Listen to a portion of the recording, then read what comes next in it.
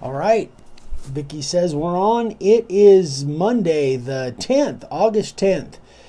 Welcome, everybody. Hope you guys all had a great weekend. Is my shirt messed up? No, mine was. Oh, okay. Sorry. You're giving me signals like my shirt was messed up. What did I do? Anyway, we had a great weekend. Good things going on over here. As you can see, you guys... Turn that one this way a little bit. This way? More. Like, keep going. Like, just like this one. Because it's all shadow. Just like that one. It's Turn it. beyond. Is that what you mean? Well, yeah. It's just dark. That's fine. Okay. Anyway. And show the end, and then we'll do this one. Show the end? The edge. Yeah. So, these are the shelves. This one's Vicky's. We've the last video posted this morning. This, again, is the matte finish. Matte or satin? I can't remember. No, satin. matte. I'm sorry. Matte. It's matte.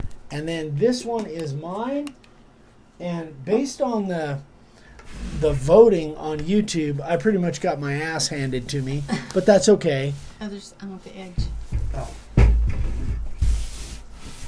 I still like the gloss, but it appears that most everybody else liked the matte finish, which I do like it, but I don't know.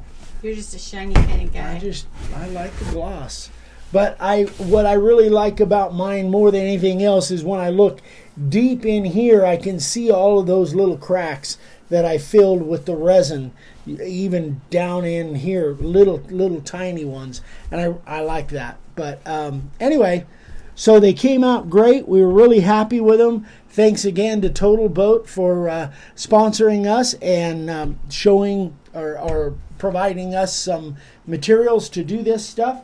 So we were, if you haven't seen the video, they live right there on the wall. So I'll put mine up there. I think I'm going to put mine up. And they'll go either way. Mine, I think I'm going to put it this way.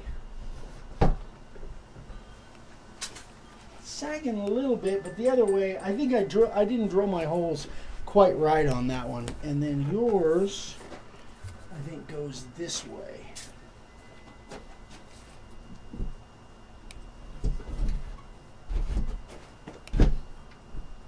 There we go.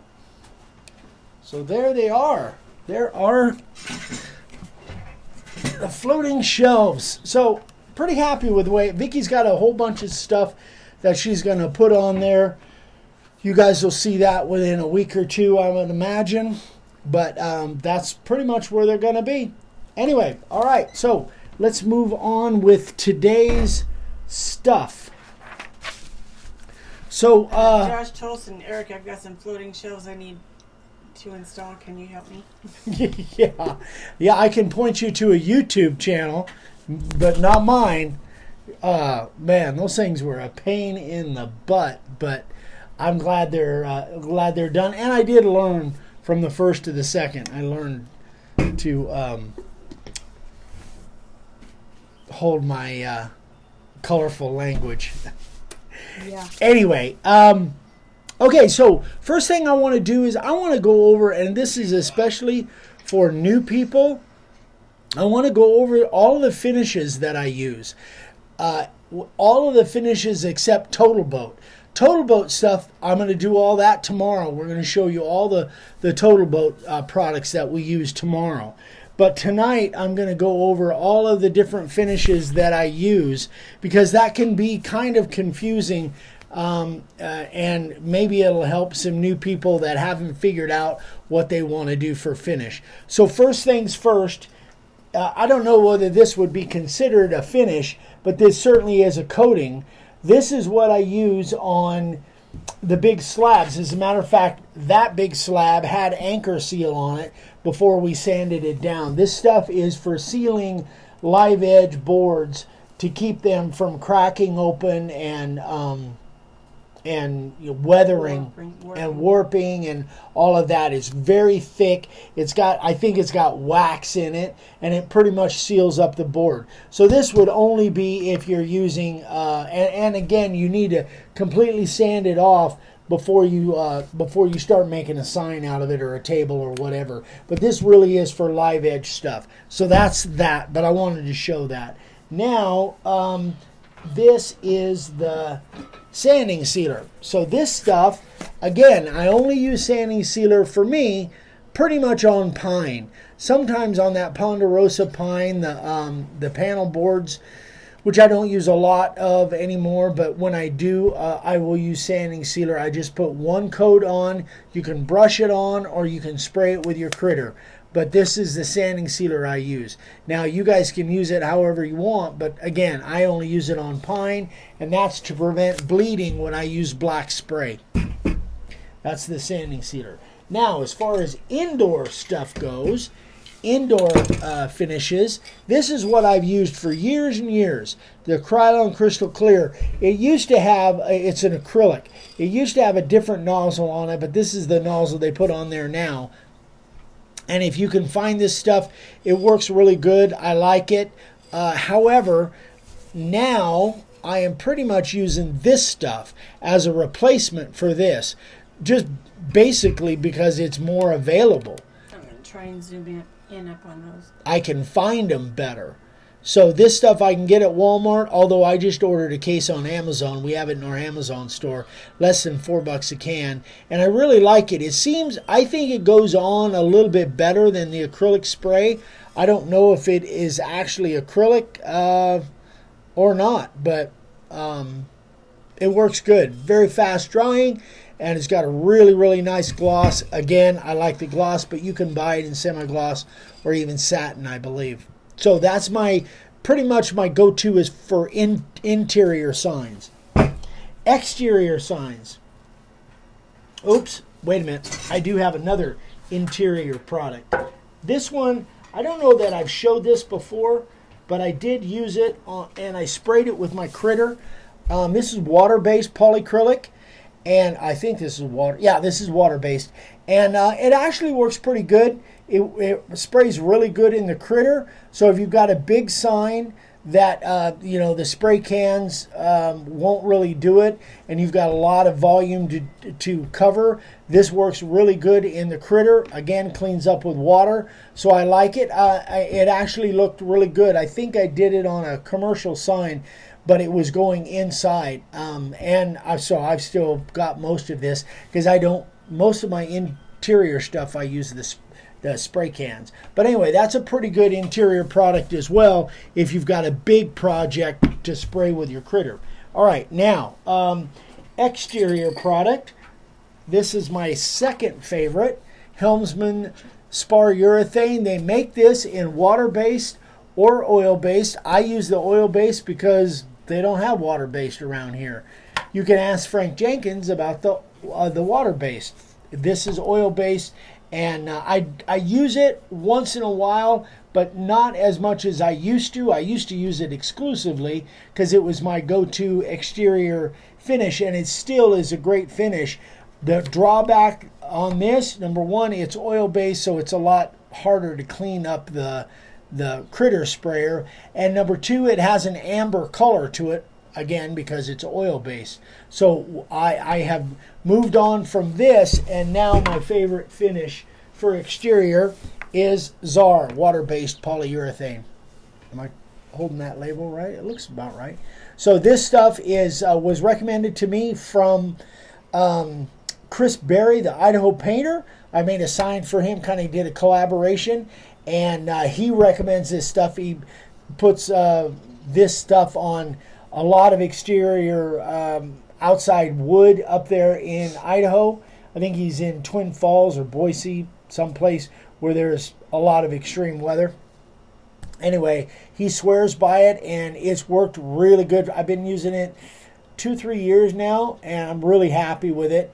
Extremely happy with it. It's much more expensive than the Helmsman, but I think it's worth it. I really like it. So this is really my finishes Again, not counting the total boat stuff. We'll go into that tomorrow night. But this is my pretty much my go-to finishes for what I use, guys. Andy Littleton says, have you ever used a lacquer in the critter sprayer? A lacquer. I don't think I have, Andy. Honestly, I don't think I have. If I have, it was a long time ago, but I don't think I have used a lacquer in the critter sprayer. I don't think so.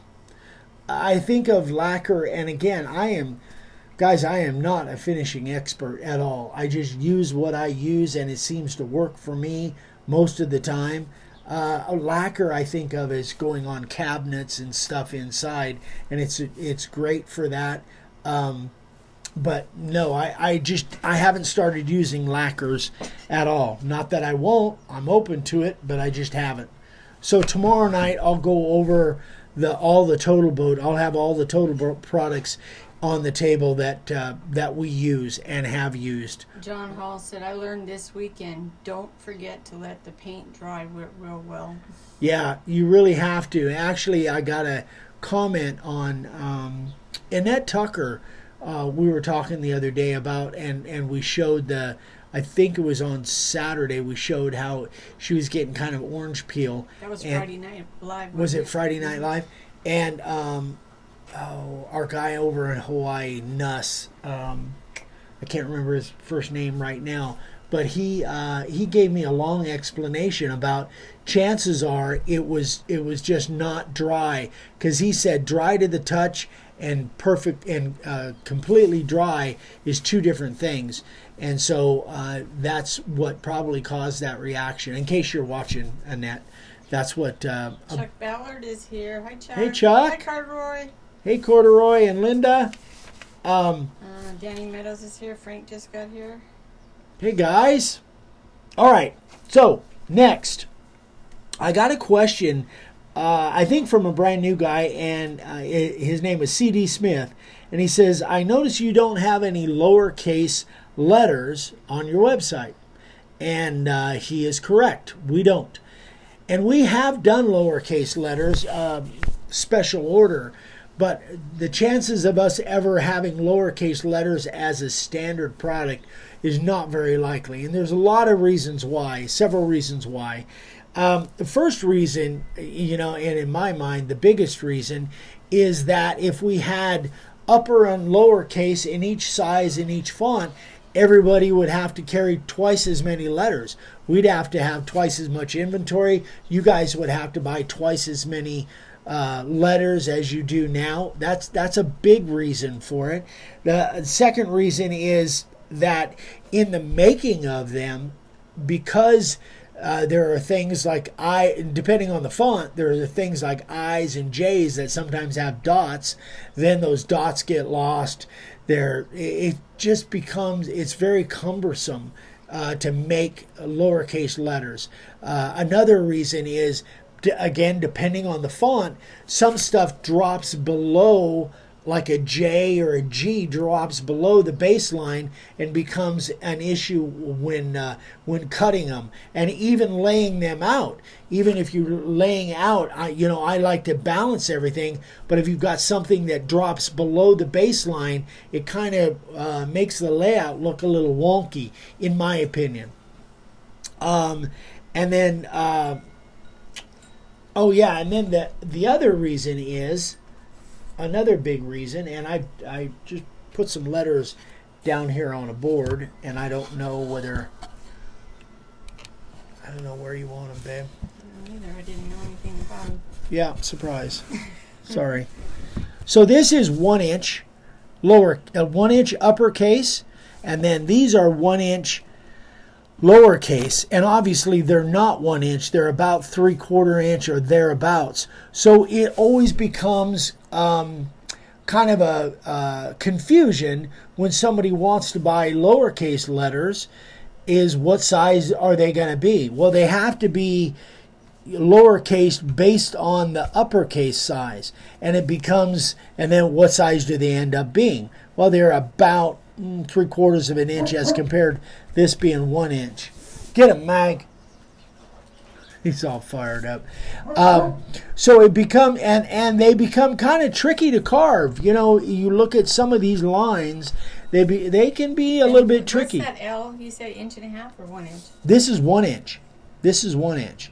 Now this is 2 and 1.5. This is our standard 2 and 1.5. And then the other reason is that you can use a larger letter and smaller letters to give the appearance of an upper and lower case.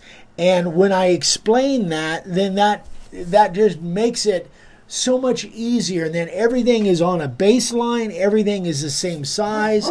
All of these are the same size. If you were to take these, they would all be off just a little bit. They would from each other. And so there's just a lot of kind of cumbersome. Now, that being said, we can make them, and we have. There are people that have ordered. As long as they're not too small that they're going to fall apart.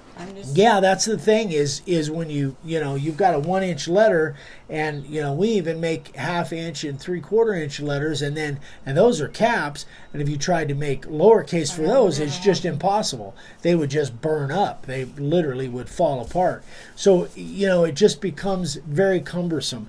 And when I explained that to CD, he came back and said that makes perfect sense. I'll just use a system like this where you use a bigger letter in front and then the rest of them the next size down. Somebody asked John Hall, I believe it was. Hold on, I'll find it. What is another source for different letter fonts? Somebody mentioned DeFont. There's 1,001 fonts. If you go on Google and type in free fonts, free font downloads, you're going to get 100 different websites where you can download them for free. Yeah, there's tons of them. Mm-hmm. There's tons of them. Also, if you're in, you use Inkscape, which is it's a free version. Inkscape is a downloadable software, and it's a free version that is similar to Corel Draw, which is something that we use a lot. That comes with a bunch of fonts, and you can probably add fonts to it. And so does Rapid Resizer. Rapid Resizer has. I think they're gaining more fonts and stuff all the time. So there's a lot of places. Google is your best friend as far as finding fonts like that. Frank says, started 2 cremation urn boxes today. Feels good to be making them, but it brings on all new feelings and purpose of effort. Got to bring out the best for the respect due. Danny Meadows says, Eric Mag, I have a customer who wants a 10-inch sign with outset 1 inch with a cloud. Have you ever tried this? It's a marker for a small tree planted for a family member. Oh, so it's a 10-inch sign. 10-inch sign with 1 inch outset letters and a cloud. Yeah, I've done that many times. As long as the 1 inch letters, as long as the trick there, Danny, is a lot of people think they can get whatever size sign they want, or especially small, and they can get letters. But if the letters don't fit, it depends on how much copy is there. So you've got to have enough room to fit the letters that they want. But yeah, I've done that. All right, Crow thousands Spirit. of times. I'm not sure who that is. Crow Spirit? I don't know. Do you still go out and carve for the public anymore? I know you're pretty busy, but if not, do you miss the contact with your customers? I do. I miss it a lot. I used to. The last time I did carve... David Holbrook. Hey, David. Hey, David. It's my cousin. The last time I did carve in public, we were down in Phoenix, and I did a demo down there at Woodworkers Source in Phoenix, and that reminded me that how much I do really miss that. That's been right at the beginning of the COVID thing, just before it really hit down there. And I want to do that more, go out and do demos. I don't know that I have necessarily hankering for going out and going to shows and like I carved up in Oatman or that kind of thing. But carving in public and answering questions and doing demos, man, that's I miss that terribly. But yeah, even carving for the public and making signs for people, I did it, I've done it most of my life, and now it's been a few years since I've done it, and it really is fun. I do miss it. So I may do that again one of these days. Okay, I think that's about it. Let's do the sign carvers of the day. And if you guys have questions on this stuff, obviously, you know how to get a hold of me. All right, some really good ones tonight. Brian Hindley, one of his first signs. Very impressive. Very, very impressive, Brian. I don't know what that logo is, but it's pretty cool. Like a phoenix or something. This one, I've seen this drawing many times, and I've seen it carved a few times. Bert Berglund, 17 by 17, 3/4 inch poplar. Terrific job, Bert. I love it. That's always been one of my favorites. Great job, Bert. Bob Clark. So Bob. Yes, I saw those. I love those. Yeah, Bob. This is one of his customers, and he sells nearly 12 signs a week of these kinds of signs. And I think he lives like in a wooded area, in a lot of camping and that kind of stuff. So he sells a lot of signs. But that's a great looking sign, Bob. Terrific job, buddy. Congratulations. Justin Hellickson. I haven't seen him. This is for his wife. Yeah, it's kind of dark. It's kind of dark. This is for his wife. She got a new position at work. So this is for, for her work. Very nice. I like that tree. Yeah, it's really cool. Beautiful board, too. And Javier Vivero. I hope I'm saying that right. His first sign. Check that out. Wow. Very impressive. Javier, I love it. Great job. Somebody asked, John Hall says, how do you carve circles? His are squiggly. You did a whole thing on this one night. Do you remember what that was? I can't remember. Don, do you mean actually route circles, carve circles? Because I was showing how to lay them out. As far as carving circles, if you're having a tough time, because circles are about as tough as you can get. Circles and straight lines are as tough as you can get as far as not having bobbles. So if you're having bobbles, what I would suggest is go shallow first and just take your time going around there. Then go deeper. Here. Who is? Justin is here. Oh, hey, Justin. Just showed your sign, buddy. So that's what I would do, John, is go shallow first and then go around it deeper. Even if you have to take 2 or 3 passes, take your time and go around it deeper, a little bit deeper each time. And then if you put a heavy line, if it's outset, and I don't know if it's inset or outset, if it's outset, you put a heavy line around it, that with like a 90 degree for like a background, then it gives you more room to work with. It gives you a little bit more room for error because you can make that line wider and it makes it stand out better. Okay, all right, that is it, boys and girls. Let's see. Oh, I do have one request for you guys. If you write me an email, I am requesting, please sign your email. I get emails on a regular basis that people will ask me a question, and all I see is an email address, and I don't know who this is. Don't automatically assume that I know who you are. Many of you I do, obviously, but please always put your name in your email so I know who I'm talking to. Same with me. Yeah, it's like having It's like having a conversation with somebody and not knowing what their name is. I just love having people's names. So that's my request for you guys. All right, boys and girls, we are out. We're done. We will see you here tomorrow night. And hope you guys have a great night and a terrific rest of the week. And we will we'll have some more. Again, I'll be showing some total boat stuff tomorrow night. And if you guys have questions, email me, eric@makeawoodsign.com. If you're seeing this on YouTube, we'd love for you to subscribe and click that little bell icon, because we post videos every day, at least one every day, sometimes two a day. Hard to believe, but we do. Anyway, love you guys. Thanks for watching. We'll see you tomorrow. Bye, guys. Bye.